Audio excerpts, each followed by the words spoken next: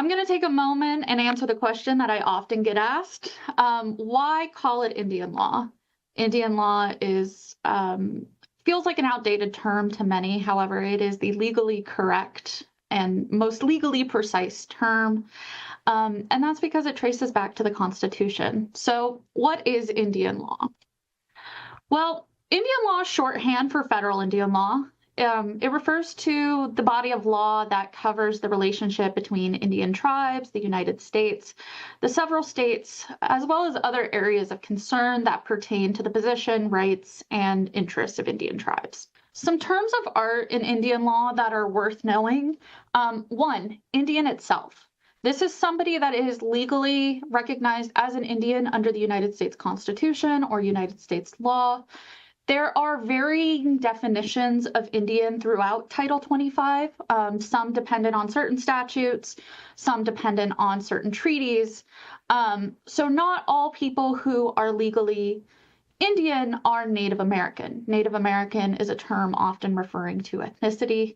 And so often it heavily overlaps with those who are considered Indian, but it's not always coextensive. And that's why in my class, first day, I always tell my federal Indian law students, we use the term Indian because we want to be legally precise as attorneys. If you're referring to Indigenous people as an ethnic group, Native American is acceptable, but it's not always the most legally precise term. Something else important to know, a treaty doesn't give rights to Indians, but it is a reservation of rights that Native people hold on to.